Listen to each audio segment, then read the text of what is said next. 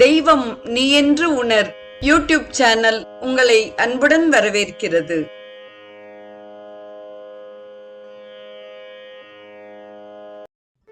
அன்பு உள்ளங்கள் அனைவருக்கும் ஒளிமயமான உற்சாகமான காலை வணக்கம். செங்கதிர் தேவன் சிறந்த ஒளியினை தேர்கின்றோம், அவன் எங்கள் அறிவினை தூண்டி நடத்துக என்ற பகலவ பிரார்த்தனையுடன் இன்றைய நிகழ்வு உதயமாகிறது. இன்றைய ஸ்ரீ சௌரம் நிகழ்வில் ராமாயணத்தில் சுந்தரகாண்டத்தில் தாயை தேடும் தனையன் ஆஞ்சநேயன் குறித்து சிந்திக்க இருக்கிறோம். சூரியனின் சீடனாக தன் குருதட்சணையை சமர்ப்பிக்கும் பொருட்டு சுக்ரீவனுக்கு செய்யும் பணிவிடைகள் இங்கே தொடர்கின்றன. ஆஞ்சநேயர் லங்கையின் சந்து பொந்துகளை கடந்து பிரதான வீதிகளுக்கு வந்தார். அங்கங்கே அவர் கண்ட காட்சிகள் பிரமிக்க வைப்பதாய் இருந்தது. கந்தர்வ பெண்கள் நடனத்தாலும் இசையாலும் அரக்க மாதர்களை மகிழ்வித்துக் கொண்டிருந்தனர்.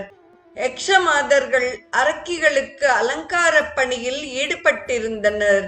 அவர்களுடைய இந்த இழிநிலையை காணும் பொழுது அவருடைய நெஞ்சம் விம்மியது. தங்களுக்கு இந்த கொடுமைகளில் இருந்து விடுதலையே கிடையாதா என்ற துக்கம் அவர்கள் பார்வையில் பிரதிபலிப்பதை அவர் உணர்ந்தார். பொறுங்கள் தாய்மார்களே, உங்களுடைய நல்ல காலத்துக்குத்தான் ராவணன் அன்னையை தூக்கி வந்துள்ளான் என்று மனத்திலே அவர்களுக்கு சமாதானம் கூறிக்கொண்டார். அரக்க தளபதிகளின் வீடுகளில் புகுந்து புறப்பட்டார். ஒவ்வொரு மாளிகையிலும் பலத்த காவல் இருந்தது. உருவத்தை சுருக்கியும் விரித்தும் மாடங்கள் வழியாகவும் ஜன்னல்கள் வழியாகவும் உட்புகுந்து தேடலானார்.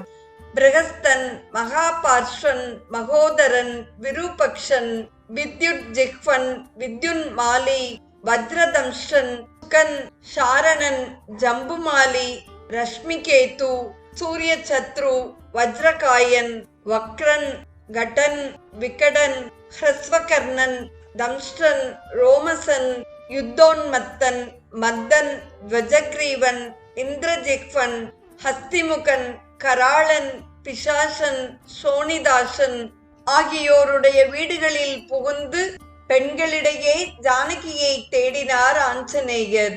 அன்னையின் இருப்பிடத்தை அவரால் அறிய முடியவில்லை. அரக்கர்களுடைய போகம் நிறைந்த வாழ்க்கையை காணும்போது அவருக்கு ஆச்சரியம் ஏற்பட்டது. தங்களுடைய அலங்கோல நிலையை சிறிதும் உணராது மஞ்சங்களில் கணவனை அணைத்தபடி அரக்கமாதர் துயில் புரிந்தனர். சில இடங்களில் அளவற்ற மதுபானத்தால் போதைக்கு ஆளாகி பிதற்றியபடி தரையில் புரண்டு கொண்டிருந்தனர். நேரம் சென்று கொண்டிருந்தது. நடுநிசைக்கும் மேலாகிவிட்டதை வானத்து நிலா எடுத்து காட்டியது. ஆஞ்சநேயரோ மனம் தளரவில்லை.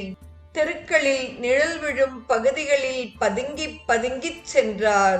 ஓரிடத்தில் திடீரென்று அவரை யாரோ இழுப்பது போல் தோன்றியது. திடுக்கிட்டு தம்மை சுதாரித்துக் கொண்ட போது மலை போன்று மல்லாந்து கிடந்த அரக்கனுக்கு அருகில் தாம் இருப்பதைக் கண்டார். ஆழ்ந்த உறக்கத்தில் இருந்த அவன் மூச்சை உள்ளே இழுக்கும் போதும் வெளியே விடும்போதும் பலத்த காற்று வீசுவது போல் இருந்தது. அந்த மூச்சு காற்றின் வேகத்தில்தான் அவர் இழுக்கப்பட்டிருந்தார். மாளிகையின் நடுமுற்றத்திலே கிடந்த அந்த மாபெரும் மாமிச மலையை கண்டதும் ராவணனோ என்று ஐயம் எழுந்தது. அருகில் சென்று அவனை கூர்ந்து நோக்கினார். இவன் ராவணனாக இருக்க வேண்டுமென்றால் 10 தலைகள் 20 கைகள் இருக்க வேண்டுமே. அவனுக்கோ ஒரே தலையும் 2 கைகளும் மட்டுமே இருக்கின்றன. அவன் ராவணன் அல்ல என முடிவு செய்து கொண்டு அங்கிருந்து புறப்பட்டார். கும்பகர்ணனே அவ்வாறு கிடந்தவன். மீண்டும் பல அரண்மனைகளை கடந்து ஒரு மாளிகையை அடைந்து உள்ளே நுழைந்தார்.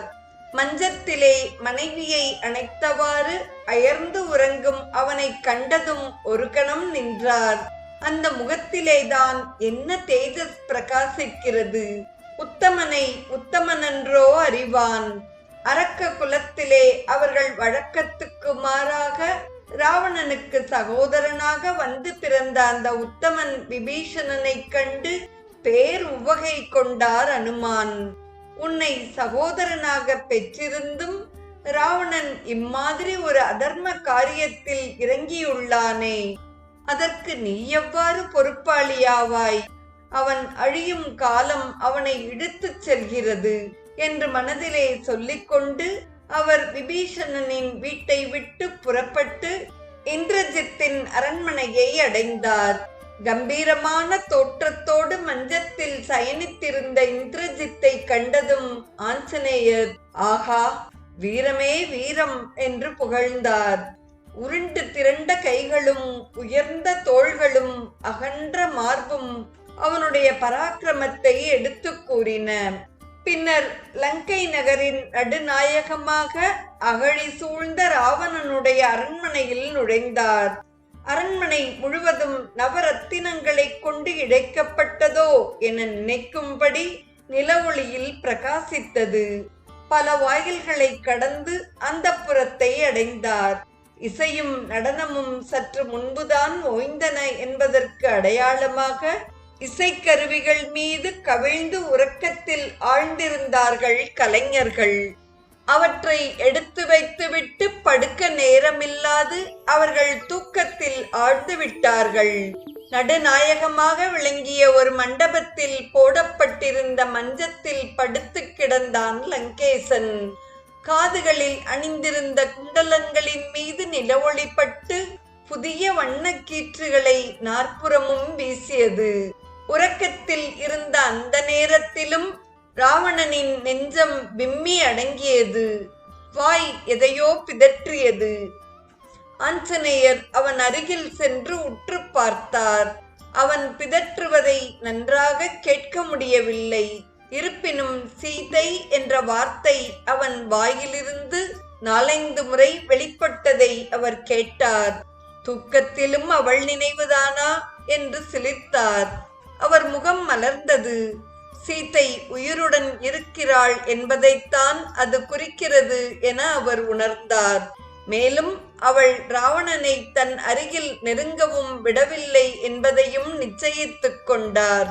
லங்கேசா, பிரம்மதேவனுடைய வம்சத்தில் தோன்றிய நீ எத்தனையோ போகங்களுக்கு அதிபதியாக இருந்தும் கேவலம் இந்த விஷயத்தில் அறிவை இழந்து அழிவை தேடிக்கொண்டு விட்டாயே. உன்னுடைய இந்த போகபுரி உன் வம்சத்தாரோடு அழியப் போகிறதே என்று மனத்தில் எண்ணியவராய் அங்கிருந்து பெண்கள் சயனித்திருக்கும் பகுதியை அடைந்தார். வழியெங்கும் அரக்க மாதர்கள் அலங்கோலமாய் புரண்டு கிடந்தனர். அவர்களை கண்ணெடுத்தும் பாராது சென்றார். அங்கே விசாலமான அறை ஒன்றிலே மஞ்சத்தில் படுத்திருந்த மந்தோதரியை கண்டதும் திடுக்கிட்டு நின்றார். மகாலட்சுமி போல் எல்லையற்ற அழகுடன் விளங்கும் அவள் மேனியை கண்டு தாம் தேடி வந்த ஜானகியே என தீர்மானித்தார். கண்ணை கவரும் அவளுடைய தோற்றம் ஆஞ்சநேயருடைய முகத்தை சுளிக்க வைத்தது. ஸ்ரீராமனோ ஜானகியின் பிரிவை தாங்காது அல்லும் பகலும் துயரப்படுகிறார். அவளை தேடி மீட்டு வருவது பற்றியே எந்நேரமும் அவர் சிந்தனை செய்கிறார். கவலையின்றி மஞ்சத்திலே படுத்து உறங்குகிறாளே, அதுவும் அந்நியன் வீட்டிலே என்று யோசித்தார். அவர் பார்வையில் வெறுப்பு நிறைந்தது. அடுத்த கணம் அவருடைய கூரிய பார்வையில் ஏதோ ஒன்று தட்டுப்படுகிறது. பரபரப்போடு அவளை நெருங்கி பார்த்தார். எச்சில் வழிந்து காய்ந்து அடையாளம் இட்டிருப்பதை கண்டார். அவர் மேனி சிலிர்த்தது. உடலெங்கும் வியர்த்து கொட்டியது. சொல்ல முடியாத ஏதோ ஒன்று வயிற்றிலிருந்து எழும்பி நெஞ்சிலே வந்து அடைப்பது போன்ற உணர்ச்சி ஏற்பட்டது. கண்கள் நீரை பொலபெலவென்று உதிர்த்தன. கிஷ்கிந்தை இருக்கும் திக்கை நோக்கி திரும்பி 2 கைகளையும் கூப்பி வணங்கினார். ஐயனே, என்னை மன்னித்து விடுங்கள். நான் பெருத்த அபச்சாரம் செய்துவிட்டேன். இந்த பெண் என் அன்னை ஜானகி அல்ல. நான் தவறாக எண்ணிவிட்டேன். என் உள்ளத்தில் எத்தனை கீழ்த்தரமான சிந்தனையை எழுப்பச் செய்து விட்டேன். ரகுநந்தனா, இக்ஷ்வாகு குலத்திலகமான உம்மை மணந்த வனிதா ரத்தினம் இவ்விதமான ஒரு நிலைக்கு தன்னை உருவாக்கிக் கொள்வாளா? ஒரு காலும் மாட்டாள். இதனை நன்கு அறிந்திருந்தும் ஒரு கணத்தில் என் மனம் பேதலித்து விட்டதே. அன்னையின் பெருமையை உணர்ந்த நான் அவர்களை மட்டமாக எண்ணிவிட்டேனே. ஐயனே, என் தாய்க்கு நான் செய்த அபச்சாரம் என் நெஞ்சை சுட்டு பொசுக்குகிறது. மன்னித்து விடுங்கள் என்று நெஞ்சம் விம்மி அழுதார். அவர் உடல் தள்ளாடியது. உடலில் உள்ள சக்தி அனைத்தும் போய்விட்டது போன்ற உணர்வை அடைந்தார். மெல்ல அங்கிருந்து வெளியேறி பக்கத்தில் இருந்த தோட்டத்தை அடைந்தார்.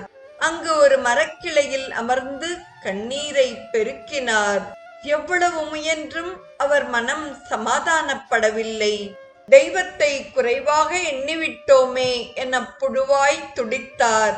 அத்தவறுக்கு பிராயச்சித்தமாக ஸ்ரீ ராமநாம ஸ்மரணையே உகந்தது என ராமஜபத்தில் இறங்கினார். சிறிது நேரம் சென்றது. அவர் மனம் தெளிவுற்றது.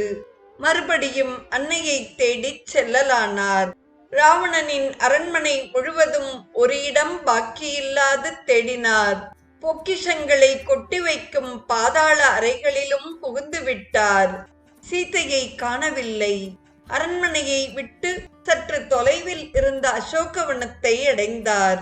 லங்கையில் சீதையை காணாதது ஆஞ்சநேயருக்கு ஆச்சரியத்தை கொடுத்தது. அவர் புகுந்து பார்க்காத வீடுகள் இல்லை. பெண்கள் தங்கியிருந்த இடங்களிலெல்லாம் வளைய வந்தாகிவிட்டது. அன்னையின் இருப்பிடத்தை அவரால் கண்டுபிடிக்க முடியவில்லை. ஒருவேளை ராவணன் யாராவது இவ்விதம் சீதையை தேடி வருவார்கள் என்று எதிர்பார்த்து அவளை இலங்கைக்கும் அப்பால் கொண்டு போய் வைத்திருக்கிறானோ என்ற சந்தேகம் எழுந்தது. அப்படி இருக்குமானால் அதை எவ்வாறு அறிந்து கொள்வது? ராவணனையே பிடித்து அடித்து சித்திரவதை செய்து கேட்கலாமா? மேலே என்ன செய்வதென்று யோசனையில் ஆழ்ந்தார் ஆஞ்சநேயர். இந்நிகழ்வின் தொடர்பை நாம் நாளையும் சிந்திப்போம். இன்றைய ஸ்ரீ சௌரம் நிகழ்வில் சூரிய சிஷ்யனான ஆஞ்சநேயர் தன்னுடைய குருவின் இரண்டாவது குருதட்சணையாக சுக்ரீவனுக்கு உதவ வேண்டும் என்ற கோரிக்கையை நிறைவேற்றும் பணியில் எவ்வாறு இலங்கையில் புரிந்து செயல்படுகிறார் என்பதை நாம் இங்கே விரிவாக சிந்தித்தோம். இந்த பகிர்வுகளை செவிமடுத்த அத்துணை நல்ல உள்ளங்களுக்கும் நெஞ்சார்ந்த நன்றி. மீண்டும் நாளைய நிகழ்வில் நாம் ஆதவனுடன் நமது பயணத்தை தொடர்ந்து பயணிப்போம். தெய்வம் நீ என்று உணர் யூடியூப் சேனலை கேட்டு மகிழ்ந்த நீங்கள் உங்கள் நட்பு வட்டத்திற்கும் பகிர்ந்து தொடர்ந்து உங்களது நல்ல ஆதரவினை சப்ஸ்கிரைப் செய்து வழங்குமாறு அன்புடன் வேண்டுவது உங்கள் அன்பின் விசாலம்.